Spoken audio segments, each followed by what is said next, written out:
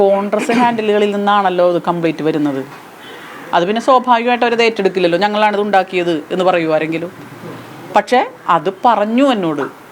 അതുപോലെ തന്നെ ഒരു ബോംബ്, നിങ്ങൾ ആ വാക്ക് വേറെ എവിടെയെങ്കിലും കേട്ടിട്ടുണ്ടോ നിങ്ങൾ പരിശോധിച്ചാൽ മതി. ഒരു ബോംബ് വരും എന്ന്, ഹൂ കെയേഴ്സ് എന്ന് പറഞ്ഞപ്പോൾ നിങ്ങൾക്ക് ആൾ മനസ്സിലായില്ലേ എന്ന് പറഞ്ഞതുപോലെ ഒരു ബോംബ് വരും എന്ന് എന്നോട് കോൺഗ്രസ്സുകാരനായിട്ടുള്ള ഞങ്ങളുടെ ഒരു സുഹൃത്ത് പറഞ്ഞപ്പോൾ നിങ്ങൾ ബാക്കി എടുത്താൽ മതി.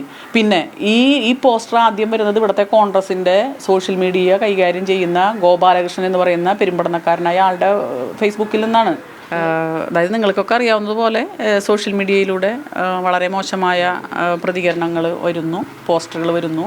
പിന്നെ ഒരു 10-70 വർഷം എന്തിനാണ് ജീവിച്ചതെന്ന് പോലും അറിയാത്ത തരത്തിൽ നമുക്ക് തോന്നിപ്പിക്കുന്ന തരത്തിലുള്ളൊരു വ്യക്തിയുടെ യൂട്യൂബ് ചാനലിൽ നിന്ന് കാര്യങ്ങൾ വരുന്നു. അദ്ദേഹം ഇവിടെ സ്പോർട്സിൽ കമൻട്രി പറയുന്നത് പോലെ ഇതാ ഇപ്പോൾ നടക്കുകയാണ്, മറ്റതാണ്, ആളുകൾ വരുന്നു, ചവിട്ടിപ്പൊളിക്കുന്നു എന്നൊക്കെ പറയുന്നു. അങ്ങനെ വളരെ തരംതാണ്. എനിക്ക് തോന്നുന്നു കേരളം നമ്മൾ എത്രയോ ഇന്ത്യയിലെ സംസ്ഥാനങ്ങളിൽ 1ാം സ്ഥാനത്ത് നിൽക്കുന്ന, എല്ലാ കാര്യത്തിലും നിൽക്കുന്നൊരു സമൂഹം. ഇനിയും മാറേണ്ടത് ഈ സ്ത്രീകളോടുള്ള മനോഭാവം, സ്ത്രീകളോടുള്ള കാഴ്ചപ്പാടിൽ നമ്മളെത്രയോ ലോ ആണ്. അപ്പം അതിൽ മാറ്റം വരുന്നില്ല എന്നുള്ളതിന് തെളിവാണ് ഈ കാണുന്ന ചില കാര്യങ്ങൾ. ഗവൺമെൻറ് പല കാര്യങ്ങളിലും അത് ശ്രമിക്കുന്നുണ്ട്. കേരള സമൂഹത്തെ മാറ്റുന്നതിന് വേണ്ടി, ഒരു തുല്യമായ സമൂഹത്തെ ഉണ്ടാക്കുന്നതിന് വേണ്ടി. അത് പ്രത്യേകമായിട്ടല്ല, ഭരണഘടനാപരമായി. ഇപ്പോൾ കമ്മ്യൂണിസ്റ്റ് രാഷ്ട്രീയം എന്നൊക്കെ പറയുമ്പോൾ അതിൻ്റെ ഉയർന്ന തലത്തിലേക്ക് ചിന്തിക്കുന്ന ആശയമാണ്. പക്ഷേ ഭരണഘടനാപരമായി ഡിഗ്നിറ്റി ആയിട്ടുള്ള ലൈഫ് എൻജോയ് ചെയ്യാൻ, ജെൻഡർ വ്യത്യാസമില്ലാതെ എല്ലാ മനുഷ്യർക്കും അവകാശമുണ്ടെന്ന് പഠിപ്പിക്കേണ്ടിയിരിക്കുന്നു. നമ്മളെല്ലാവരും, മാധ്യമ രംഗത്ത് നിൽക്കുന്നവർ, പൊതുപ്രവർത്തകരായിട്ടുള്ളവർ, സാമൂഹ്യ പ്രവർത്തകർ, ഈവൻ കുടുംബം ഇതിലൊന്നും ഒഴിച്ചെടുത്താൻ പറ്റില്ല. അവിടെ നിന്നാണല്ലോ നമ്മളൊക്കെ വരുന്നത്.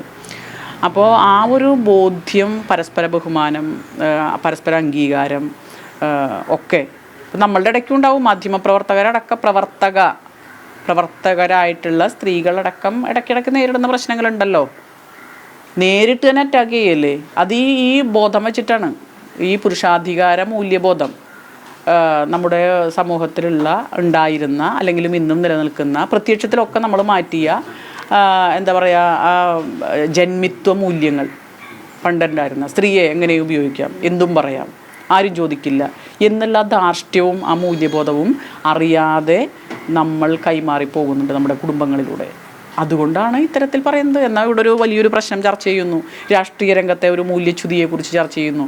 അത് മാത്രമല്ല, ഒരു 2-3 സ്ത്രീകളെ ഗർഭചിത്രത്തിന് പ്രേരിപ്പിച്ച ഒരു ജനപ്രതിനിധിയെക്കുറിച്ച് ഇവിടെ വളരെ ചർച്ച ചെയ്യപ്പെടുന്നു. അദ്ദേഹത്തിനെ എങ്ങനെ കൈകാര്യം ചെയ്യണം, നിയമപരമായി എങ്ങനെ കൈകാര്യം ചെയ്യണം എന്ന് രൂക്ഷമായി ചർച്ച നടക്കുന്ന സന്ദർഭത്തിൽ അതിനെ മറയ്ക്കാൻ വേണ്ടി എന്നൊരു വേറൊരു സ്ത്രീയെ പിടിച്ച് എന്തെങ്കിലുമൊക്കെ പ്രചരിപ്പിച്ച് കളയാം, അങ്ങനെ ഞങ്ങൾക്ക് രക്ഷപ്പെടാൻ പറ്റും എന്ന ഒരു വളരെ സില്ലി ആയിട്ടുള്ള ഒരു ചിന്തയിൽ നിന്ന് വരുന്നതാണ്. സില്ലി തിങ്കിങ് ആണ്, വളരെ ലോ ലെവൽ തിങ്കിങ്.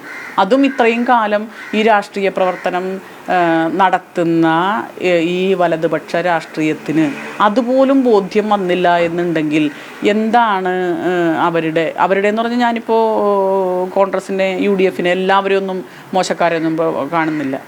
നല്ല പ്രവർത്തകരുണ്ട്. ഇപ്പോൾ നമ്മുടെ പ്രാദേശികമായ എത്രയോ പ്രവർത്തകർ, അവർ തന്നെ എന്നോട് ഇത് പറഞ്ഞത്, ടീച്ചർക്കെതിരെ ഒരു ബോംബ് വരുന്നുണ്ട് എന്ന് എന്നോട് പറയുന്നത് ഇവിടുത്തെ പ്രാദേശികമായൊരു നേതാവാണ്. ഞങ്ങളൊക്കെ ഇഷ്ടപ്പെടുന്ന, ഞങ്ങളൊക്കെ ആദരിക്കുന്ന, ഞങ്ങളൊക്കെ കുടുംബ ബന്ധം പുലർത്തുന്ന വ്യക്തിയാണ് കോൺഗ്രസ്സിലെ. അപ്പോൾ എന്നോട് പറയും, ടീച്ചർ ധൈര്യമായിട്ടിരിക്കണം, ടീച്ചർക്കെതിരെ ഇങ്ങനെ ഒരു കാര്യം വരുന്നുണ്ട്. പക്ഷേ വരുന്നുണ്ട്, ടീച്ചർക്കെതിരെ പോസ്റ്റർ വരുന്നുണ്ട് കേട്ടോ, ശ്രദ്ധിക്കണം, ധൈര്യമായിട്ടിരിക്കണം, തളർന്നു പോകരുത്. കണ്ടോ, അങ്ങനത്തെയും കോൺഗ്രസ്സുകാർ ധാരാളമുണ്ട്. പക്ഷെ അതിനപ്പുറം അധികാരം കിട്ടാൻ വേണ്ടി മത്സരമാണ്. അധികാര സ്ഥാനത്തിന് വേണ്ടി ആരെയും ഏത് വിധത്തിൽ ഉപയോഗിക്കുക. നിയമ നടപടി സ്വീകരിച്ചു കഴിഞ്ഞു. മുഖ്യമന്ത്രിക്ക് പരാതി കൊടുത്തു, DGPക്ക് പരാതി കൊടുത്തു, വനിതാ കമ്മീഷന് പരാതി കൊടുത്തു. അവരതിൻ്റെ ഭാഗമായിട്ട് പോലീസ് നടപടി സ്വീകരിച്ചു കഴിഞ്ഞിട്ടുണ്ട്. എന്നെ വിളിച്ചിരുന്നു, എന്നിൽ നിന്ന് പല കാര്യങ്ങളും അവർ ചോദിച്ച് എടുത്തിട്ടുണ്ട്. ഇത് ഏതറ്റം വരെയും ഇതൊരു രോഗമാണ്, സമൂഹത്തിലുള്ള ചില വൈകൃത മനസ്സുകളുടെ പ്രശ്നമാണ്. പക്ഷേ അതിനെ അങ്ങനെ, അതെല്ലാ മേഖലയിലുണ്ട്, രാഷ്ട്രീയത്തിലുണ്ട്, എല്ലാ മേഖലയിലുണ്ട്, നമുക്കൊക്കെ ഉണ്ട്. അത് പക്ഷേ നമ്മൾ അതിനെ കറക്റ്റ് ചെയ്ത് നമ്മൾ സാമൂഹ്യമായ സാംസ്കാരികമായ ഉയർച്ചയുടെ ഭാഗമായി കറക്റ്റ് ചെയ്ത് പോകുന്നതാണ്. അതുകൊണ്ടാണ് നമ്മളൊക്കെ ഇങ്ങനെ മാന്യമായി ജീവിക്കുന്നത്. പക്ഷേ ഇടയ്ക്ക് ഈ സാധനം ഏതെങ്കിലും ദുർബലാവസ്ഥ അവനവന് വരുമ്പോൾ അവനവൻ്റെ ദുർബലാവസ്ഥ പരിഹരിക്കാൻ ഈ ഈ ഈ മനസ്സിലുള്ള ഈ എന്താ പറയുക ജീർണത അത് ഉപയോഗിക്കുകയാണ്. പിന്നിൽ കോൺഗ്രസ് എന്ന ആരോപണം ഇന്നലെ തന്നെ ഷിയാസ് നിഷേധിച്ചു. ഇത് CPM-നകത്ത് ഉൾപാർട്ടി പോരിൻ്റെ ഭാഗമായി പുറത്തു വന്ന ഒരു വിഷയമായിട്ടാണ് ഇപ്പോൾ കോൺഗ്രസ് തന്നെ കാണുന്നത്. അല്ല, കോൺഗ്രസ് ഹാൻഡിലുകളിൽ നിന്നാണല്ലോ ഇത് കംപ്ലീറ്റ് വരുന്നത്. അത് പിന്നെ സ്വാഭാവികമായിട്ട് അവരത് ഏറ്റെടുക്കില്ലല്ലോ. ഞങ്ങളാണിത് ഉണ്ടാക്കിയത് എന്ന് പറയുമോ ആരെങ്കിലും? പക്ഷേ അത് പറഞ്ഞു എന്നോട്.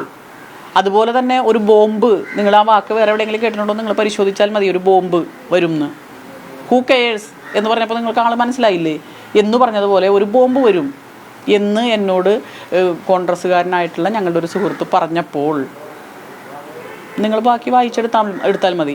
പിന്നെ ഈ പോസ്റ്റർ ആദ്യം വരുന്നത് ഇവിടുത്തെ കോൺഗ്രസിൻ്റെ സോഷ്യൽ മീഡിയ കൈകാര്യം ചെയ്യുന്ന ഗോപാലകൃഷ്ണൻ എന്ന് പറയുന്ന പെരുമ്പടനക്കാരനായ ആളുടെ ഫേസ്ബുക്കിൽ നിന്നാണ്. നിങ്ങളത് പരിശോധിക്കൂ.